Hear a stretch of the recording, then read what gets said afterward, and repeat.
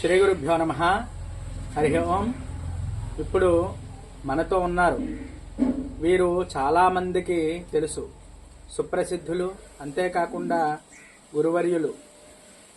వీరి యొక్క జీవితాన్నంతా కూడా త్యజించి కాశీవాసం చేస్తున్నటువంటి గొప్ప వ్యక్తి.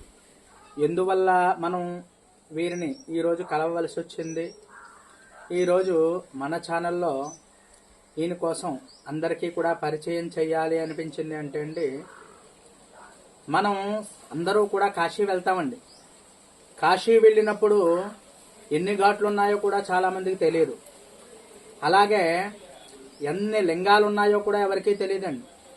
అంటే కాశీ వాసం చేయాలంటేనే చాలా గొప్ప విషయం. అలాంటిది కాశీకి సేవ చేయడం అంటే ఇంకా గొప్ప విషయం. ఈ కాశీకి సేవ అనేది ఎందుకు అంటున్నాను అంటే, కాశీలో చూడవలసినటువంటి క్షేత్రాలు ఏమిటి, కాశీలో గొప్ప లింగాలు ఉన్నాయి అని చెప్పి చాలా మందికి నాతో సహా తెలిసేయి. అంటే కాశీ వేదుల అనేటువంటి ఒక ఛానల్ ఉందండి.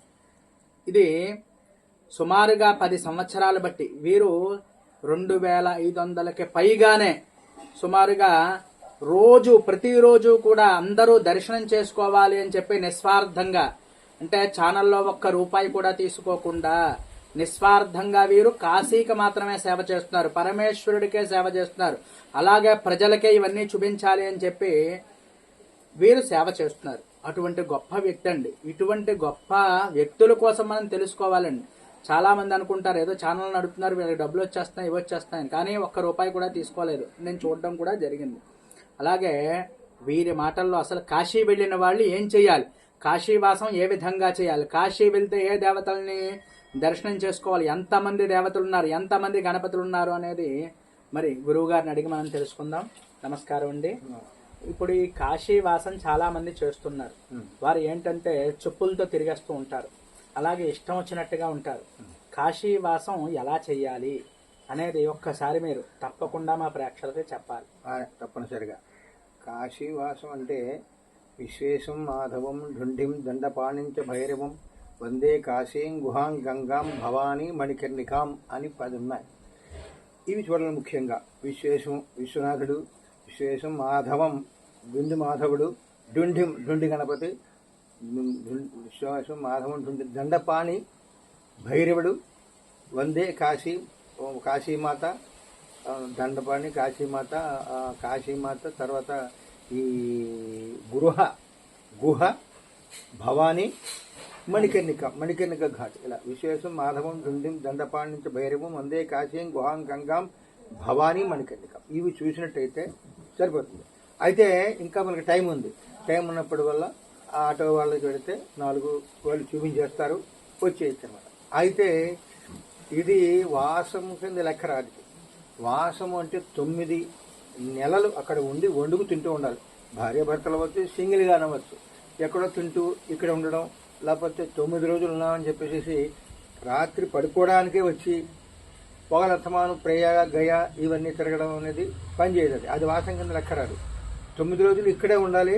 సరే, ఎక్కడ తిన్నా 9 రోజులే కదా అని 9 రోజులు అంటే వాసం, గర్భవాసం అని అంటారు.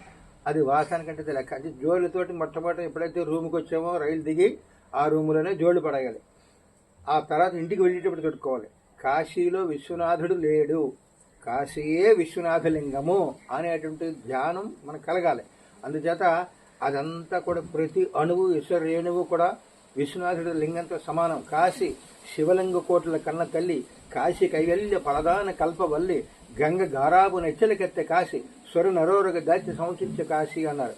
అంచేత కాశీ లింగమయం, గయ పిండమయం అన్నారు. అంచేత కాశీలో ప్రతి అణువు, అంచేత చూడండి ఎక్కడ పెడితే అక్కడ ఇంటి దగ్గరే ఉంటుంటాయి లింగాలు. వాళ్ళు ఎంత భక్తిగా అక్కడ కూర్చుని అగరత్తులు తెచ్చుకుని వాళ్ళ ఇంటి దగ్గర పూజ చేస్తుంటారు. చిన్న లింగలా ఉంటుందో చూడడానికి కూడా అలా ఉంటుంది. అంత భక్తి అనమాట. మన గుడిలోకే మనం వెళ్ళాం, మనకు అంత పెద్ద గుడి కట్టినా సరే. అందుచేత ఇంట్లో సమస్యలు, దుఃఖాలు, గొడవలు ఇవన్నీ ఉంటాయి కనుక మానవులకి ఇప్పుడు కూడా గుడి అనేది, భగవంతుడు అనేది ఉంటే అక్కడికి వెళ్ళిన తర్వాత వీళ్ళకి మనశ్శాంతి కలిగి భగవదారాధన చేసుకుంటారు, నామస్మరణ చెప్పుకుంటారని చెప్పేసి గుళ్ళు కడుతూ ఉంటారు. గుళ్ళ అంచేత వీడికి ఖాళీ ఉంటుందో ఉండదో ఏడు వృత్తి రూపేణ ఎక్కడికో పోయి డబ్బులు సంపాదించుకోవాలి కదా, గుడిలోకి అస్తమానం రాకపోయినా గుడి శిఖరం చూసినట్టయితే వీడికి ఆ ఫలితం వాడి ఖాతాలో వేద్దామని చెప్పేసి గుడిలో దేవుడు ఎంతున్నా శిఖరం పెద్దది కడుతూ ఉంటాం. అది దాన్ని లెక్క అది అనమాట. అందుచేత కాశీవాసమన్నా భగవన్నామస్మరణ చేసుకుని భగవంతుడు తలుచుకుని ఆ ఇంట్లో కష్టాలు రాకుండా చూసుకోవడానికి కూడా ఇవన్నీ కూడా గ్రామ దేవతను ముందు ఆరాధించుకోవాలి. మొట్టమొదటి మనం గ్రామ దేవత, మన ఊళ్ళో ప్రతి గ్రామాన్ని రక్షించే గ్రామ దేవత ఉంటుంది. ఆ గ్రామ దేవతకు వారానికోసారో నెలకోసారో వెళ్ళి మన మొహం చూపించి, అమ్మా నేను వచ్చాను, మమ్మల్ని రక్షిస్తున్నావు, ఈ గ్రామాన్ని రక్షిస్తున్నా, గ్రామంలో ఉన్నవాళ్ళు మమ్మల్ని రక్షిస్తున్నావు అని నమస్కారం చేసుకోవాలి. అలాగే శివాలయం, అలాగే విష్ణులయం చుట్టుపక్కల మన చుట్టుపక్కల 15 కిలోమీటర్ల దూరంలో, తర్వాత మన పిల్లనిచ్చినటువంటి ఆ యొక్క మామగారు వాళ్ళు ఉన్నట్టు గ్రామంలో దేవాలయాలు ఇవి దర్శించుకుంటే కాశీవాసం చేసినట్టే లెక్క. మరి కాశీలో ఇంకా చాలా గొప్పవి మీరు గతంలో చూపించారు. కందుకేశ్వర లింగం అని, అలాగే చిత్రగుప్త లింగం అని, భారభూతేశ్వరుడని, యమధర్మరాజలింగం అని, ధర్మేశ్వరుడు, జ్ఞానేశ్వరుడు, ఇలాగా కొన్ని వేల సంఖ్యలో మీరు తీసి పెట్టడం అనేది జరిగింది. అవన్నీ కూడా దర్శించడం చాలా మందికి తెలియటం లేదండి. కానీ దీనికోసం మీరు ఒక పుస్తకాన్ని రచించారు. అవును, మీకు అది చూసినట్లయితే అడుగులతో సహా ప్రతి అడుగు, మేము కిందటి కార్తీక మాసంలో వెళ్ళినప్పుడు గరుడేశ్వర లింగానికి ఏకాదశి రుద్రం చేసుకుందాం అనుకున్నాం. అది మామూలుగా కిందటి కార్తీక మాసంలో వచ్చినప్పుడు చాలా తిరిగాం. ఆ లింగం ఎవరూ చెప్పలేదు మాకు. కానీ ఈసారి మీ పుస్తకాన్ని పట్టుకుని అడుగులతో సహా కొలుచుకుని వెళ్ళిపోయేలాగా ఇప్పటిదాకా ఎవరో చరిత్రలో అయితే అటువంటి పుస్తకాన్ని రాయలేదు. ఇంకా అడుగులతో సహా కొలుచుకుని ఏ దేవాలయానికి ఎలా వెళ్ళాలి అనేది చాలా గొప్ప నిర్ణయం అది. ఎందుకంటే చాలా మందికి ఎవరిని అడగక్కర్లేకుండానే వెళ్ళిపోయేటువంటి అవకాశం. అంటే మీరు చేసిన పని ఎలా ఉంది అంటే అండి, మీకు డబ్బు ఉండొచ్చు లేకపోవచ్చు, మరి తరతరాల వాళ్ళకి కూడా ఇది చిరస్థాయిగా నిలిచిపోతుంది. అసలు మీకు ఆ పుస్తకం రాయాలి, అడుగులతో సహా రాయాలి అని అసలు ఎలా అనిపించింది? ఎందువల్ల అసలు మీరు ఆ సంకల్పం చేశారు? చాలా చాలా చాలా మంచి ప్రశ్న అడిగారు. నేను చాలా 40 సంవత్సరాల నుంచి కాశీ తిరుగుతున్నాను. నేను తిరుగుతుంటే ఇక్కడ మా స్నేహితుడు ఒకడు ఉన్నాడు నెల్లూరు దగ్గర, సురేష్ అని, కిషోర్ అని ఒక ఆయన ఉన్నాడు.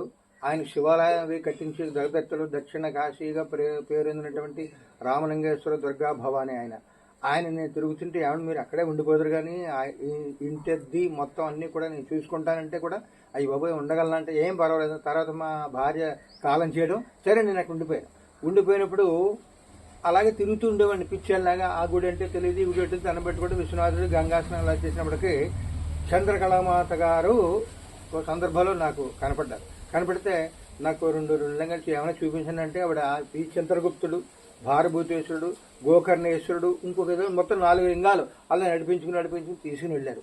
తీసుకెళ్ళిన తర్వాత భారభూతేశ్వరుడా దాని గురించి చదివితే ఎంతో, అలా గోకర్ణేశ్వరుడు దీన్ని చదువు అని ఇంటికి వచ్చేసిన తర్వాత బుర్ర పనిచేయలేదు నాకు. ఎలాగైనా సరే ఇది జనాలకి అంత చేయాలి. ఈయన జనాలకి చూపెడతాడు, ఎలాగైనా చూపెడతాడని నేనే అప్పటికి యూట్యూబ్ లేదు, ఈ రాసుకుంటాను. రాసి ఎలాగైనా సరే ఈ జనాలకి మన గొప్ప అనమాట, ఆయనకి అన్నీ తెలుసును, ఈయన పుస్తకం రాస్తే మనం వెళ్ళిపోయాం అని అందరికీ తెలిసేలా మనం చేయాలని చెప్పేసి ఒక గొప్పగా మళ్ళీ మన్నాడు ఎలా వెళ్ళామో ఆవిడకల్లా తెలుసుకుంటూ చూసి ఇది ఇక్కడ ఉంది కదా, ఇది జనాలు తెలియాలంటే మెయిన్ రోడ్డు కావాలి. మెయిన్ రోడ్డుకి రావడం, మెయిన్ రోడ్డుకి వచ్చి ఇది ఎక్కడుంది, మెయిన్ రోడ్డు దగ్గర నుంచి ఎన్నో సందులు వెళ్ళాలి, ఆ సందు ముందు ఏది ఉంది అది రాసుకుని, ఇది ఆ లింగం దగ్గరికి ఎన్ని అడుగులు ఉంది అని ఒక 120 అడుగులు అనుకోండి, 120 అని జ్ఞాపకం ఉంచుకుని జోలు పెన తీసుకుని అక్కడ ఏదైనా మోటార్ సైకిల్ ఉంటే అందు మీద కాగితం పెట్టుకుని రాసినప్పటికీ ఇది 125 మర్చిపోయేవాడిని. మళ్ళీ వెనక్కి వెళ్ళి మళ్ళీ కొలుచుకుని అది రాసి కరెక్ట్గా. తర్వాత ఈయన ఏం చేసేటంటే మా కిషోర్ అయినా నెల్లూరు అయినా దగదర్తి బోర్డులు పెడదామండి అని చెప్పేసి బోర్డులు కొట్టించాడు ఆయన. మొత్తం 2000 బోర్డులు కొట్టించాడు ఆయన. 1300 బోర్డులు పెట్టాను నేను అప్పట్లో. తర్వాత ఈ లింగాలకి ఆవిడ మన కొన్ని లింగాలకి తీసుకెళ్ళడం, నేను కొన్ని లింగాలు ప్రత్యేకించి చూడడం, ఇలా ఇలా ఇలా ఇలా మొత్తం తిరుగుడు ఎప్పుడు వండుకుంటానో తెలియదు, ఎప్పుడు తింటానో తెలియదు. నేనేమో సత్రాలు అవి తిన్నాం, మామూలుగా వండుకుని తినడమే, పొద్దున పోవడం సాయంకాలం రావడం. ఇలాగా చేసిన తర్వాత సరే అసలు ఘాట్లు ఎన్ని ఉన్నాయి, ఒకటి 64 ఘాట్లు అంటారు. ఆ పడవ వాళ్ళేమో 34 ఘాట్లు చూపించేస్తుంటే ఇక్కడి నుంచి అక్కడ దాకా హరిశ్చంద్ర టు మణికర్ణిక దాకా అంతేనండి, ఇంకా ఘాట్లు లేవండి అంటుండే. ఇలా జరిగేటప్పుడు అసలు ఎన్నో అని చెప్పేసి నడుచుకుంటూ పోయాం. ఒకసారి కిషోర్ గారు నేను నడుచుకుంటూ పోయి వరుణ్ గడ్డ దాకా వెళ్ళిపోయాం. వరుణ్ గడ్డ దగ్గర నుంచి మళ్ళీ అసీగడ్డ దాకా వచ్చేసాం. మళ్ళీ ఇది కాకుండా నేనేం చేసినట్టు అవతలకి వెళ్ళిపోయి రేవు అవతలకి అక్కడి నుంచి మళ్ళీ వరుణ్ గడ్డ దాకా ఇవన్నీ తిరిగి ఓహో ఇన్ని ఘాట్లు ఉన్నాయి. అందరూ 64 అంటారు, ఒకడు 34 అంటాడు. ఇలా కాదు, మనం మొత్తం ప్రతి ఘాటుకి వెళ్ళి సంకల్పం చెప్పి వీళ్ళ చేత స్నానం చేద్దామని చెప్పేసి మొట్టమొదటి వరుణ ఘాటుకి వెళ్ళిపోయి వరుణ అసి కదా వరుణ ఘాట్లో ఇది వరుణ ఘాటు. ఇక్కడ పాదోదకమ్ముని ప్రథమ తీర్థమ్మున ఆదికేశవుణ్ణని అధివసించు విష్ణుమూర్తి మొట్టమొదటిసారిగా కాశీలో అడుగుపెట్టి ఇక్కడ గంగలో పాదాలు కడుక్కున్నాడు. ఆ కడుక్కొని శివలింగార్చన చేస్తుంటే సూర్యుడు వచ్చి ఏమిటయ్యా నువ్వే భగవంతుడివి, నువ్వు లింగార్చన చేస్తావంటే అలా తప్పురా, ఆయనకి నాకు భేదం లేదు, అంచేత ఆయనలోంచి నేను వచ్చానని చెప్పేసి అంచేత అభిషేకం చేస్తుంటే ఆయన కూడా మారిపోయి లింగానికి అభిషేకం చేసి ఒక ఆదిత్యుడిగా అక్కడ ఉండిపోయాడు అనమాట, కేశవాదిత్యుడిగా. అలా ద్వాదశాదిత్యులు వర్షం అంచేత మణికర్ణికలో స్నానం చేయండి సంకల్పించి అస్య మహానృత్యం సమస్త పాపక్షయార్థం జ్ఞాన అజ్ఞాన కృత దుర్దోష పరిహారార్థం వారణాసి మహాక్షేత్రే ఆనందవనే మహాశ్మశానే వరుణ ఘాట్ స్నానం అహంకరిషే స్నానం చేయండి అని చెప్పి ఇలా చెప్తుంటే ఇలాగే మీరు మొత్తం ప్రతి ఘాట్లో స్నానం చేయడం, ప్రతిదీ చూపించడం, అలాగే ఇవన్నీ మామూలుగా పడవ మీద వెళ్లి వాళ్ళకైనా అవగతం అవుతాయి, తెలుస్తాయి. కానీ గొప్ప లింగాలు కర్కోటక కుండం, ఒక కేకశేశ్వర లింగం అని ఒకటి చేసి పెట్టారు మీరు. దాన్ని పట్టుకుని నేను అది చూసి మామూలుగా చాలా సార్లు వెళ్ళాను. ఒక 5 సార్లు నేను తప్పిపోయాను. గురువు గారు ఏదో విధంగా మీరు తీసుకెళ్లాలంటే మీరు తీసుకెళ్లారు. కానీ మీరు నాకు ఆ పుస్తకం అనేది నాకు ఇవ్వడం వల్ల నేను బ్యాగ్ లో పెట్టుకోవడం, ఆ బండి అక్కడ పెట్టుకుని నేను తప్పిపోవడం జరిగింది. అప్పుడు కూడా దేవుడ్రా పరమేశ్వరుడు ఎంత నన్ను పరీక్ష పెడుతున్నాడు, ఈ లింగం చూసేటువంటి యోగం లేదేమో అని చెప్పుకుని నేను చాలా బాధతో చిత్రగుప్తేశ్వరుని అక్కడ దర్శనం చేసుకుని మీరు కనిపించక నేను తప్పిపోయిన తర్వాత ఎలాగరా బాబు ఈయన తప్పిపోయాం మనం, ఇంక ఈ లింగం చూసి యోగం లేదనుకుంటే సడన్ గా ఒకసారి నాకు గుర్తొచ్చింది, అయ్యో ఈయన లేకపోయినా పరమేశ్వరుడు పరీక్షలు పెడుతున్నాడు, ఈ పుస్తకం పట్టుకుని ట్రై చేద్దామని చెప్పి నేను పెట్టేటప్పటికి అలా 20 అడుగులు వేయండి అన్నారు. 20 అడుగులు వేసుకుని వెళ్ళి రైట్ సన్ తీసుకోండి అన్నారు. తీసుకున్న వెంటనే మీరు చెప్పినటువంటి కొట్టు అక్కడే కనిపించింది. ఆ కొట్టుకు ఎదురుగా వెళ్ళగానే కేకశేశ్వర లింగం. అంటే ఆ లింగం చూడగానే ఆనందం చూడాలి. అంటే మనం తప్పిపోయాము ఇది అని కాదండి. పరమేశ్వరుడు రే నువ్వు 4 సార్లు తప్పిపోయావు, 5వసారి చూసి యోగం ఉందిరా, ప్రయత్నం చేస్తే ఏదైనా సాధ్యపడుతుంది, ప్రయత్నం చేయకపోతే ఏది సాధ్యపడదు. అలా వెళ్ళి చూడగానే మీరు చెప్పారు పెద్ద లింగం అది. తెలాభాండేశ్వరుడు తర్వాత నేను చూసిన వాటిల్లో అతి పెద్ద లింగం అదే లింగం. దాన్ని ముస్లింలు నరికేశారనో చక్క మీరు చూపించారు, రంపంతో కోసేసి అక్కడ పెట్టిన మొక్కు ఉందని కూడా మీరు చెప్తే కానీ మాకు తెలియలేదు.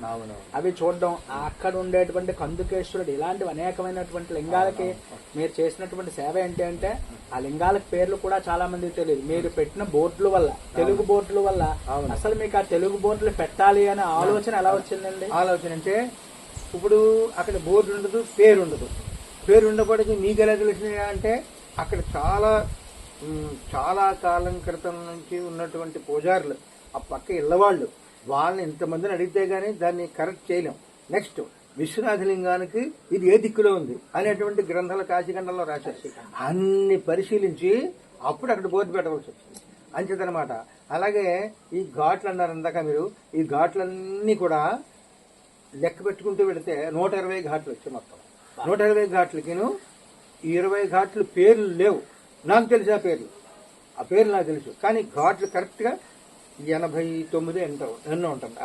అషీ ఘాటు, నాఘ్వా ఘాటు, గంగామహాల్ ఘాటు, రేవా ఘాటు, తులసి ఘాటు, బుధైనే ఘాటు, జానకి ఘాటు, మాతా ఆనందమయ ఘాటు, బచ్చిరాజ్ ఘాట్, జైన్ ఘాట్, నిషత్రాజ్ ఘాట్, ప్రభు ఘాట్, పంచకోటి ఘాట్, చైన్ సింగ్ ఘాట్, నిరంజని ఘాట్, మహానిర్వాణి ఘాట్, గుల్లరీ ఘాట్, దండి ఘాట్, హనుమాన్ ఘాట్, హరిశ్చంద్ర ఘాట్, లాలి ఘాట్, విజయనగరం ఘాట్, గౌరీ కేదారేశ్వర ఘాట్, చౌకి ఘాట్, క్షేమేశ్వర ఘాట్, మానస సరోవర్ ఘాట్, నారద ఘాట్, రాజాఘాట్, పాండే ఘాట్, దిగపతి ఘాట్, చౌషష్ఠి ఘాట్, రాణమహాల్ ఘాట్, దర్భంగా ఘాట్, మున్షి ఘాట్, హాల్బాభాయ్ ఘాట్, శిథాల ఘాట్, దశాశ్వమేధ ఘాట్, ప్రేయ ఘాట్, రాజేంద్ర ప్రసాద్ ఘాట్, మన్మందిర ఘాట్, వారాహి ఘాట్, త్రిపుర భైరవి ఘాట్, మీర్ ఘాట్, లలితా ఘాట్, జలాశయన్ ఘాట్, మణికర్ణి మణికర్ణికా ఘాట్, సింధియా ఘాట్, సంకట్ ఘాట్, గంగా మహల్ ఘాట్, భువనేశ్వర ఘాట్, అగ్నేశ్వర ఘాట్, మోహిత్ ఘాట్, రామఘాట్, జతార్ ఘాట్, గ్వాలియర్ ఘాట్, బాలాజీ ఘాట్, పంచగంగా ఘాట్, దుర్గా ఘాట్, బ్రహ్మ ఘాట్, బుండి పర్కోట ఘాట్, సీతాల ఘాట్, లాల్ ఘాట్, హనుమాన్ ఘడి ఘాట్, గయి ఘాట్, బద్రి నారాయణ ఘాట్, త్రిలోచన్ ఘాట్, గోల ఘాట్, నందికేశ్వర ఘాట్, సుఖా ఘాట్, తిలియాన ఘాట్, ప్రహ్లాద్ ఘాట్, నిషాద్ ఘాట్, రాణి ఘాట్, రాజ్ ఘాట్, ఖర్కి ఘాట్, ఆదికేశవ ఘాట్ అని వరుణ ఘాట్, ఆదికేశవ ఘాట్ ని వరుణ ఘాట్ అని కూడా అంటారు. బ్రిడ్జి ఉంటుంది కదా, బ్రిడ్జికి ఫస్ట్ రాజ్ ఘాట్ ఉంటుంది, బ్రిడ్జికి అవతల ఖర్కి ఘాట్ ఉంటుంది. ఆ ఖర్కి ఘాట్ దగ్గర నుంచి ఆదికేశవ ఘాట్ దాకా కూడా ఇసుక దెబ్బలు బాడి ఉండింది ఇది వరకు. అదంతా బాగు చేసేసి 2 ఇలా పెట్టి నమో ఘాట్ అని పేరు పెట్టాడు. అది ఖర్కి ఘాట్, నమో ఘాట్ కాదు అదనమాట. అలా కొన్ని ఘాట్లు కూడా ఇప్పుడు మణికర్ణికా ఘాట్ లో లలితా ఘాట్ దగ్గర పైకి మెట్లు పెట్టేసి శివాలయానికి వెళ్ళేలా ఉంది. అది జలాశయన్ ఘాట్, ఆ పేరు కూడా తీశారు. ఆ లలితా ఘాట్ తర్వాత మణికర్ణికా ఘాట్ అంటారు, తప్పది.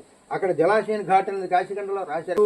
మణికర్ణికా ఘాట్ పక్కనే పెద్ద విశాలంగా లలితా ఘాట్ అంటాం కదా, మణికర్ణికకి లలితకి మధ్యలో అలా పైకి మెట్లు ఉంటాయి పెద్ద, చాలా అందంగా. ఆ పైకి కడితే శివాలయం విశ్వనాథ లింగం. ఆ లలితా ఘాట్కి మణికర్ణికా ఘాట్కి మధ్యలో కట్టారు కదా, అది జలాశయన్ ఘాట్ అంటారు. ఆ జలాశయన్ ఘాట్ అది. ఆ జలాశయన్ ఘాట్ తీసేసి అదే అక్కడ కట్టేసారు మెట్లు. లలితా ఘాట్లో మెట్లు ఉన్నాయి కదా, అక్కడి నుంచి వెళ్ళిపోవచ్చు అంటుంటారు. అది కాదనమాట, అది జలాశయన్ ఘాట్. అలాగా మొత్తం 80-90 ఒకటిలో లెక్కలు ఉన్నాయి. మీరు అసలు తడుపుకోకుండా అసలు మీకు అన్ని ఘాట్ల పేర్లు కూడా ఎక్కడా తప్పు లేకుండా చక్క చెప్పేశారు. అంటే కాశీకున్న పట్టు ఏమిటనేది అందులోనే తెలిసిపోయింది. ఈ లింగాలు మీరు రోజుకొక్కటి గుర్తుందండి. ఇప్పుడు పంచక్రోశ యాత్ర ఏం చెయ్యాలి, పంచక్రోశ యాత్ర ఎలా చెయ్యాలి, అంతేకాకుండా పంచక్రోశ యాత్రలో ఎన్ని లింగాలు ఉన్నాయి అనేది రోజు పెడుతున్నారు. అది కాకుండా చౌరసి యాత్ర మరి అవి కూడా పెట్టారు. అది కాకుండా త్రిశూల యాత్ర అని కూడా పెట్టారు. అలాగే ఎవ్వరికీ తెలియనటువంటి లింగాలు కూడా అందరికీ ఎంతో మంది వేళ అంటే మీ ఛానల్ చూసి ఇవన్నీ కూడా చూస్తూ ఎంతో మంది ఎన్నో తెలుసుకుంటున్నారని, అందులో నేను కూడా ఒకడిని.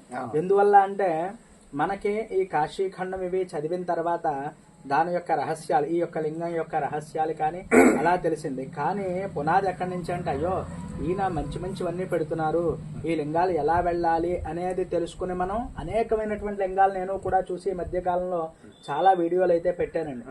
కొన్ని చంద్రేశ్వరుడు, అలాగే మళ్ళీ అక్కడ దుఃఖహరేశ్వరుడు, ఇవన్నీ కూడా మధ్యమేశ్వరుడు, జమదగ్నేశ్వరుడు, త్రయంబకేశ్వరుడు, కృత్తివాసేశ్వరుడు, ఇవన్నీ పెట్టారు. సంతానేశ్వరుడు, మహామణికర్ణికేశ్వరుడు, ఇవన్నీ కూడా మంచి లింగాలు. అసలు నభూతో నా భవిష్యత్ అంటే ఇలాంటి ఇన్ని వీడియోలు కూడా నాకు తెలుసుండి ఎవ్వరు కూడా ఇన్ని పెట్టలేదండి. మీరు ప్రతిరోజు కూడా ఇలాంటివన్నీ పెట్టడం ప్రేక్షకులు అందరికీ కూడా, చూసేటువంటి అందరికీ కూడా కాశీ వెళితే కొన్ని నియమాలు కూడా మీరే చెప్పడం జరిగింది, ఎవరు కూడా ఏం చెప్పటం లేదు. అసలు చెప్పులు ఎందుకు వేసుకోకూడదు అనేది కూడా చెప్పారు. చాలా మంది ఏంటంటే విహారయాత్ర అని చెప్పి వస్తున్నారు. అలాగా విహారయాత్ర కింద కాశీ రావచ్చా రాకూడదా? మీరు చాలా గొప్ప ప్రశ్న వేశారు, నేను చెబుదాం అనుకుంటున్నాను.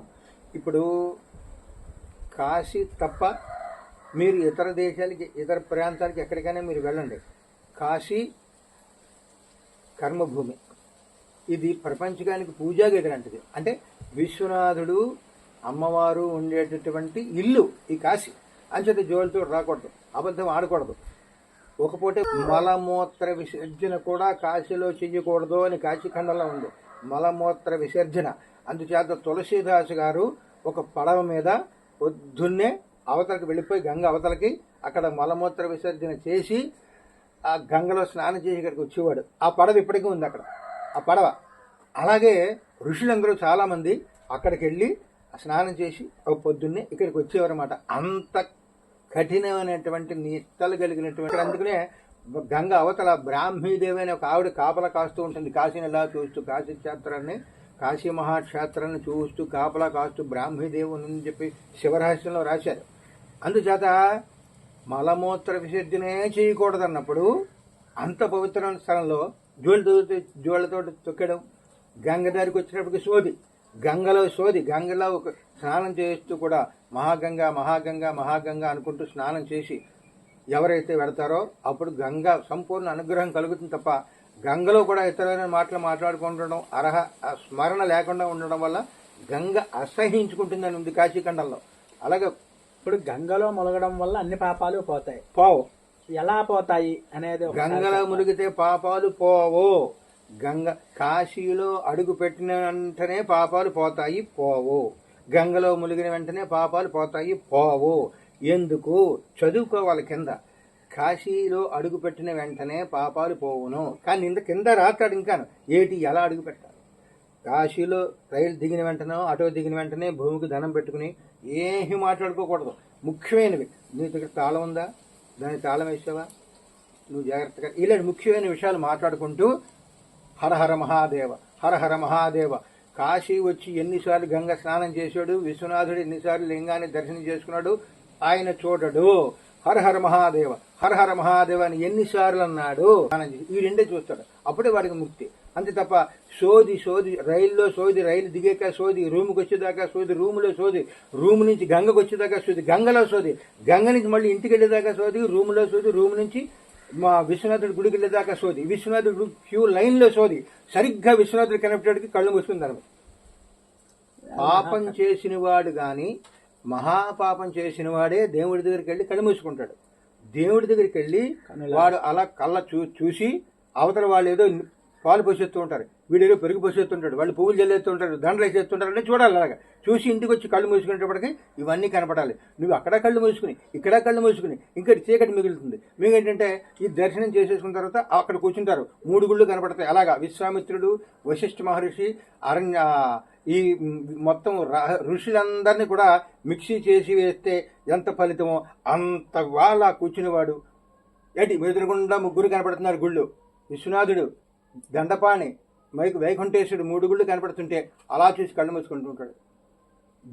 ఎందుకు వచ్చావు కాశీ దేవుని చూడడానికి? చూడు, పాపం చేసిన కళ్ళకి ఆయన కళ్ళు మూయించేస్తాడనమాట. ఎప్పుడు ఎవరైనా సరే మానవుడు సరిగ్గా దేవుడి దగ్గరికి వెళ్ళి కళ్ళు మూసేస్తాడు.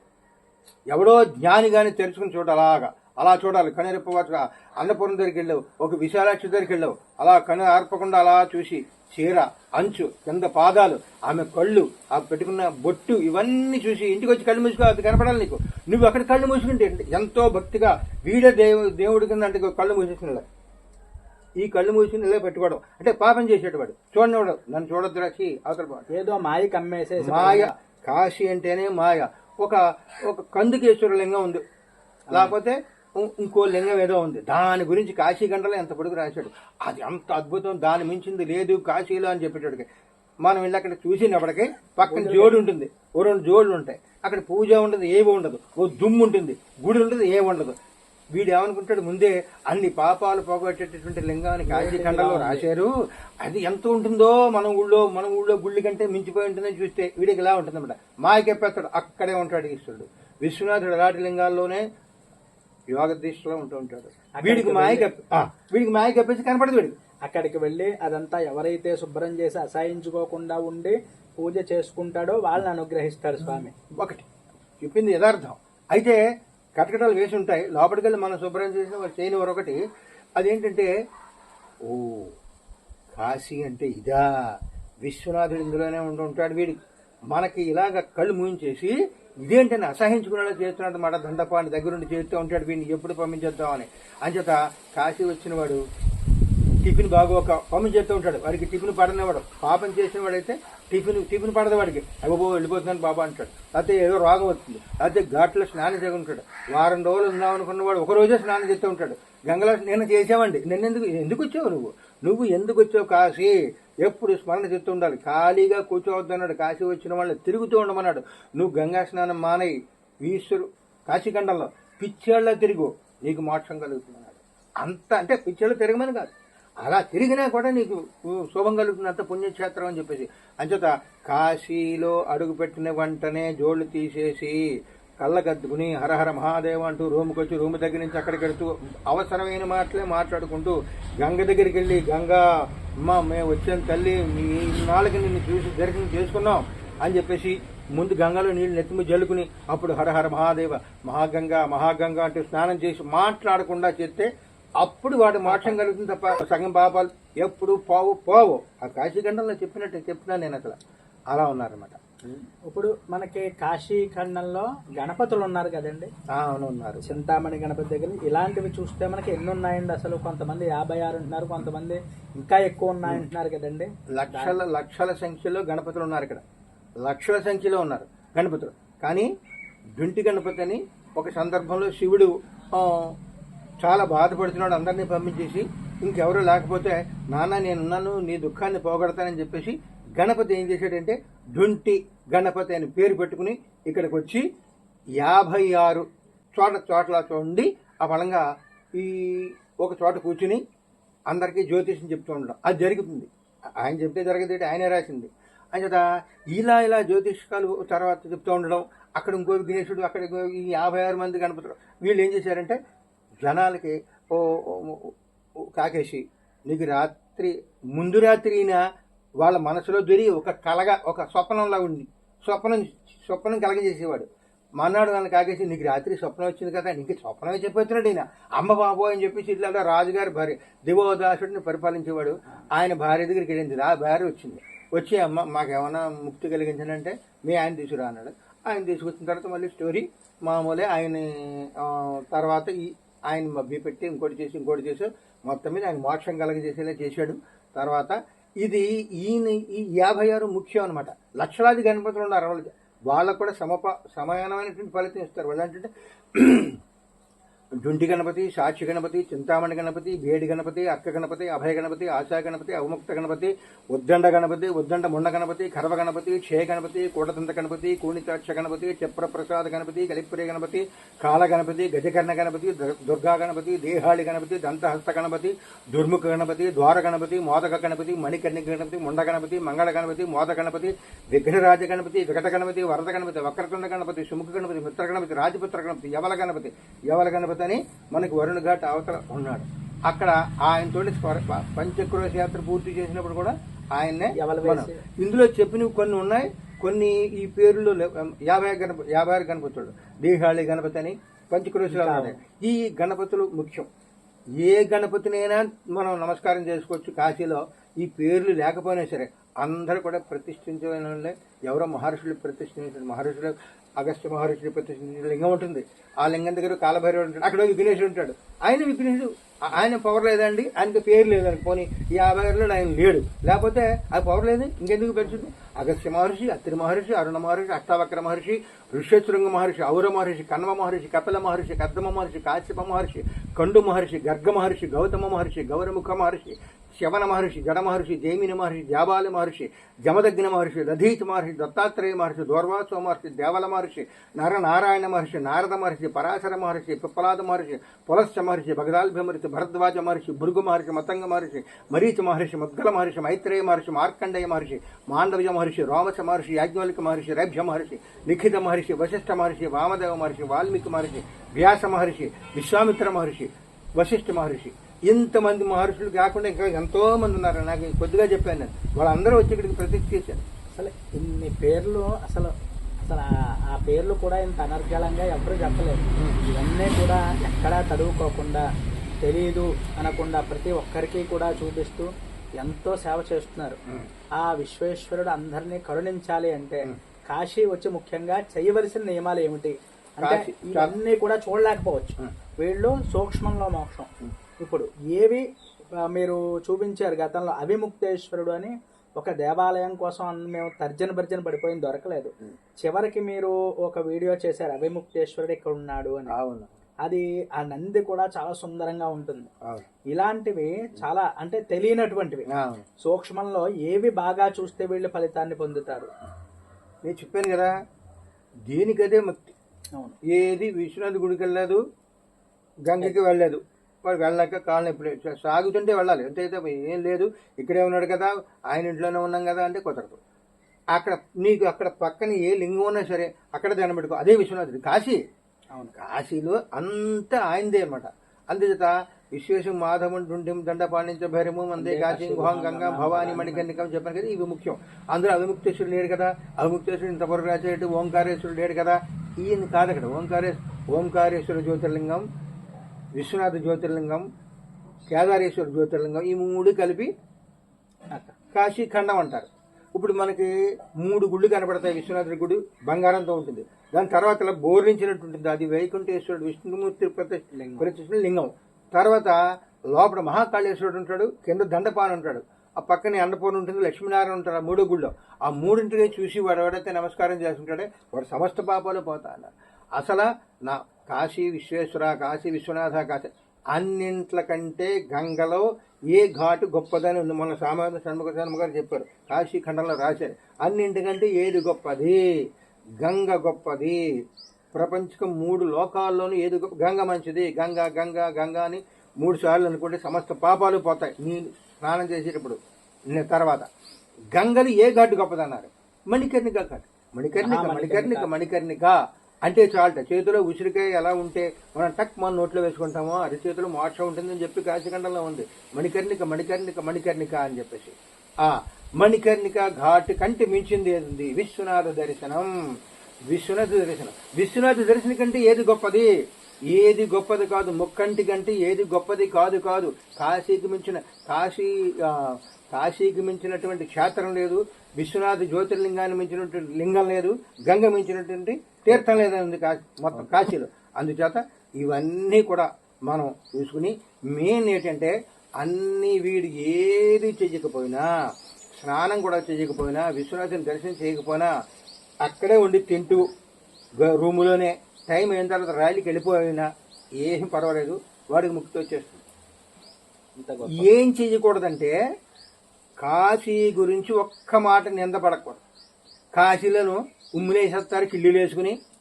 కాశీలో పేడ ఉంటుంది అక్కడ అంతాను, మీద పడిపోతూ ఉంటారు జనాలు వచ్చి, రిక్షా వాళ్ళు డబ్బులు ఎక్కువ దుబ్బేస్తారు. ఇలాంటి మాటలు మాట్లాడితే టక్క టక్క టక్క టక్క గత జన్మలో చేసినటువంటి పాపాలన్నీ లాగేసుకుంటాడు. లేకపోతే 5 పైసలు దానం చేస్తే 1000 రూపాయలు పుణ్యం వచ్చేస్తుంది. అలాగే నువ్వు ఇంత మాట మాట్లాడితే అంత పుణ్యం రెట్టింపు అయిపోతుంది, 10 రెట్లు 100 రెట్లు అయిపోతుంది. అందుచేత నింద పనికిరాదు. కాశీని ఎప్పుడు నింద చేయరాదు. నీకు ఇష్టమైతే రాలేకపోతే మానేయి. నువ్వు చూస్తే చూడు, స్నానం చేస్తే చేయలేకపోతే మానేయి. కాశీ గంగలో నువ్వు స్నానం చేయ లేవడం రాలేదు, నువ్వు వచ్చావు. అందుచేత మీకు ఏంటంటే ఇప్పుడు ఈ కాశీ వెళ్ళిన వాళ్ళు ఇంటికి వెళ్ళారు అనుకోండి, యార సుబ్బారావు కాశీ ఇప్పుడు ఎక్కడికి వెళ్ళామంటారా? 4 రోజుల నుంచి కనపట్లేదు. కాశీ వెళ్ళాండ్రా అంట. కాశీ వెళ్ళావా? ఏం అదృష్టం రా, ఎన్నాళ్ళ నుంచో అనుకుంటున్నాను. ఆ విశ్వనాథుడి అనుగ్రహం కలగట్లేదు నాకు, కాలభైరవుడి అనుగ్రహం అంటాడు వీడు. అంటే వాడికంటే ఎన్నాళ్ళ నుంచో ప్రయత్నం చేస్తున్నట్టు. వీడు ఏం ప్రయత్నం చేస్తున్నాడు? ఏమీ లేదు. ఈ వెళ్ళొచ్చిన వాళ్ళే అడుగుతున్నాడు మాట, కాశీ వెళ్ళొచ్చావా నువ్వు? అవునరా అంటే నేను ఎన్నాళ్ళ నుంచో ప్రయత్నం. అంటే విశ్వనాథుడు, కాలభైరవుడు, దండపాణి వీళ్ళు ట్యాక్సీ వేసుకొచ్చి వీడి ఇంటికి వీళ్ళు తీసుకెళ్లాలన్నమాట. ఆయన అనుగ్రహం అంటే అది. ట్యాక్సీ వేసుకొచ్చి తీసుకెళ్తే అప్పుడు ఆయన అనుగ్రహం కలిగినట్టు. అలా కాదు, అది తప్పది. వాళ్ళెవ్వరు రారు. నీ పూర్వజన సుకృతాన్ని బట్టి నువ్వు పెడతావు. నువ్వు 4 రోజులకో 6 రోజులకో ఒకసారి మీ గ్రామ దేవతకు దండం పెట్టుకో. మీ ఊళ్ళో ఉన్న శివాలయానికి ప్రదక్షిణ చెయ్యి. మీ అబ్బాయిని తీసుకెళ్ళి ఒరే శివుడు గ్రామ దేవత రక్షిస్తుందని చెప్పి చెయ్యి. అప్పుడు నీకు కాశీ వెళ్ళేటువంటి సూచన ఇస్తాడు. ఒక సెలవులో లేకపోతే ఒక ఖాళీ రోజు ఇచ్చిన తర్వాత టికెట్ తీసుకున్నావు. అప్పుడు ఆ టికెట్ నువ్వు ఎప్పుడైతే తీసుకున్నావో అప్పుడు ఆధారం వచ్చిందా వీడి టికెట్ తీసుకున్నట్టు సరే మనకి తీసుకెళ్తానే. అంతే తప్ప ఏ ప్రయత్నం చేయకుండా ఈ విశ్వనాథుడు అనుగ్రహం లేదండి, ఆయన ఏసీ కారు వచ్చి నేను తీసుకెళ్తాడా? నువ్వు ప్రయత్నం చేయాలి. అందుచేత ఎవరైతే ఇంకోటి వాడు పాపం చేసినా పాపం చేయకపోయినా ఏం చేసినా సరే కాశీ వెళ్ళొచ్చినటువంటి ఫలితం. అంచేతే కాశీలో దేనికదే పుణ్యాన్ని ఇచ్చేశారు. ఎలాగంటే నువ్వు కాశీ వెళ్ళలేదు అసలు జన్మలో, వెళ్ళకపోయినా సరే ఇంటి దగ్గర ఉండి కాశీ కాశీ కాశీ కాశీ కాశీ పురుషు. కాశీలో 5-6 నెలలు ఉండి లేకపోతే 4 రోజులు ఉండి ఇంటికి వెళ్ళి చచ్చిపోయాడు అనుకో, పుణ్యమే మోక్షం ఉంది కాశీ ఖండంలో. కాశీలో అడుగు పెట్టాడు అసలు చాలువాడు. అందుకని పాపం ఎన్నాళ్ళు నెల ఉన్నారు కాశీలోను, వాసం చేశారు, అక్కడే పోవాల్సింది ఇంటికి వచ్చి పోయాడు. అంటే వాడు మోక్షం పొందాడు. కాశీలో కొన్నాళ్ళు ఉండి ఇంటికి వెళ్ళిన తర్వాత కూడా మోక్షం పొందుతారని చెప్పి కాశీ ఖండంలో ఉంది. అందుచేత మరి ఇవన్నీ కూడా చాలా అద్భుతంగా చెప్పారు. ఇన్ని లింగాలు కూడా చాలా మంది చూడలేదు.